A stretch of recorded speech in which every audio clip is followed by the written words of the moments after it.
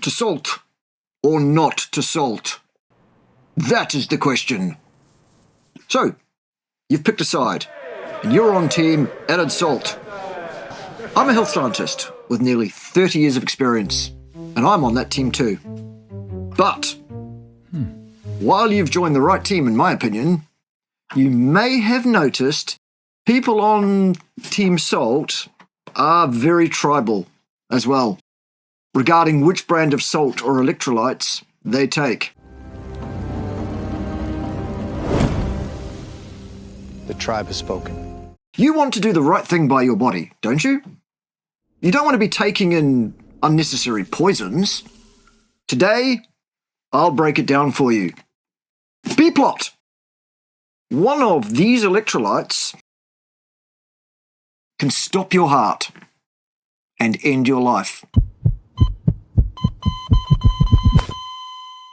I'll tell you which one a bit later. Most salt and electrolyte manufacturers make claims like natural, healthy, and clean. But it might surprise you to know that these companies exist to make a profit. Pure salt, pure profit. And what they're selling you could well be laced with poisons that are anything but healthy or clean. There are six major problems with salt and electrolyte brands. So let's cover these off, and I'll show you what to look out for. I'll also give you my salt recommendation as well. Let's go. Number 1, added sugar and sweeteners. Usually this is dextrose. It's added as a flow agent in salt rather than to make the salt taste sweet per se. In electrolyte mixes, sweeteners, including sugar, are often added to mask the frankly foul and unpalatable taste of preparations that contain vastly more magnesium usually than is needed. While we're at it, all flavours, colours, etc. added to electrolyte mixes may or may not be red flags, case by case. Buyer beware. That's not really today's topic. Number 2, flow agents. These are added so the salt will flow out of the shaker. No one wants their salt to clump and not be usable, do they? Now, some flow agents might not pose serious issues immediately, such as anti-caking agents 550 through to 553. These are all based on silicon, but let's look at anti-caking agent number 554, shall we? For an example. This is called many things, such as galbanitron, yellow blood salt, yellow prussate of soda. But here's what it actually is. Tetrasodium hexacyanoferrate, also known as ferrocyanatrum sodium hexacyanoferrate. Yep, the cyan refers, folks, to cyanide. Now, the amount you will typically ingest with salt that use this flow agent is below the level that is thought to be safe. But I'm going to pass on knowingly ingesting any amount of unnecessary cyanide at all, thanks. How about you? Number 3, stripping out of trace elements. Look, many brands either knowingly strip out vital trace elements from their salt in order to make them clean, sodium chloride, or they harvest from areas where the salt is almost 100% sodium chloride already. Now, don't get me wrong, sodium chloride is the most important salt, but potassium, calcium, magnesium, etc. are also vital in trace amounts too. If you're going to take in electrolytes, you want to be sure that all the vital trace elements bases are covered. But none of them are overdone either. Don't forget, one of these trace elements, in particular, can stop your heart. Do you know which one? I'll cover that off in a bit when I give my personal salt electrolyte recommendation. Number 4, iodized salt. Look, about 100 years ago in the northern US states, a goiter epidemic took hold due to an iodine deficiency in the soils at that time. This led to wide-ranging use of adding iodine to salt. These days, the iodization is not necessary, but it has never stopped in the case of many salt manufacturers. They just keep doing it. Excess iodine can be as problematic as insufficient. Hypothyroidism is the most likely of these issues to occur. We've all heard of hypothyroidism, which can be a real problem. Well, hyperthyroidism is just as problematic. I'd actually recommend using Lugol's or a similar solution containing iodine. And rather than taking it internally, you can actually just drop it a little bit on your skin. Drop, drop, drop, a few drops. Iodine tends to be absorbed through the skin if your body needs it, and tends not to be absorbed if your body doesn't need it. That's probably the safer way of offering your body iodine if it needs it, I would suggest. Hey, you guys do you, though. Number 5, lead, arsenic, aluminium, etc. Yes, salts mined from underground ancient salt mines tend to be laced with the metals found in the surrounding rock. It leaches in. And this can result in an end product with vastly more of such metallic poisons than is recommended for health or longevity.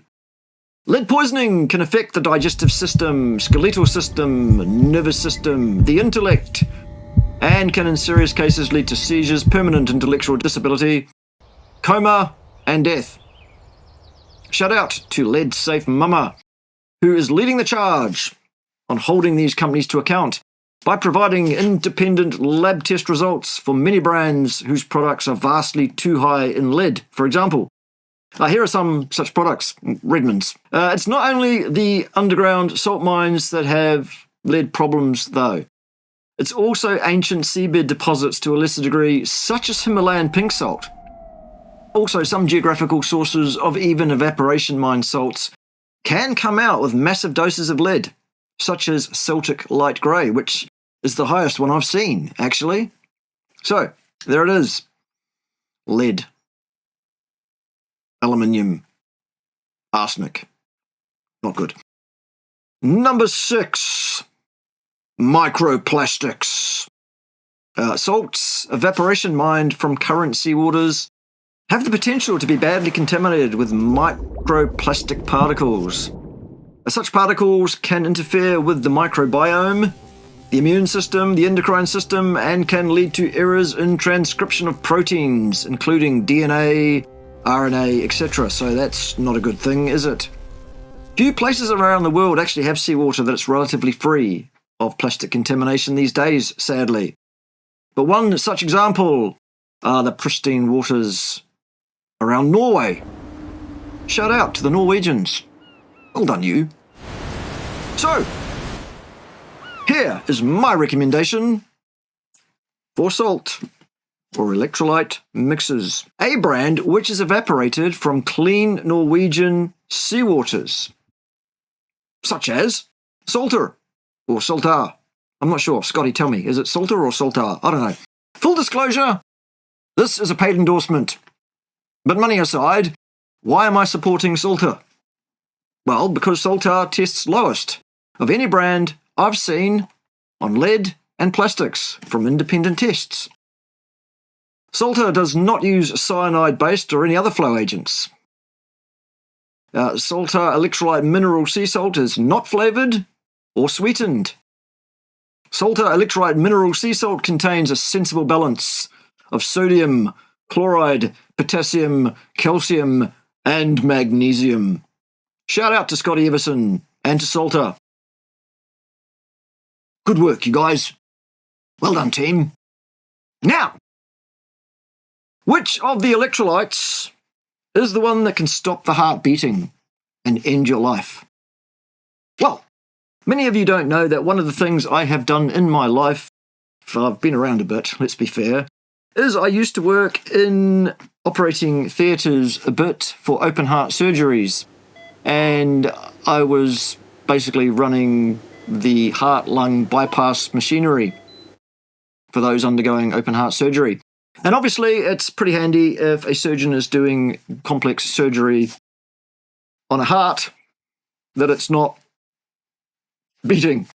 It makes it pretty hard for the surgeons to do their thing, even the skilled ones. So one of the jobs was to stop those hearts from beating while that patient was on heart-lung bypass. Okay, how did we do that? Well, it was a drug called cardiopledge. Administering cardioplegia now. Well, a drug called cardiopledge. Actually, what it was hypertonic solution, meaning a solution that was highly saturated in a given electrolyte, actually. It was potassium. Basically, potassium at a high enough concentration is able to prevent muscles from contracting. That means skeletal muscles as well as heart muscles. So there you go.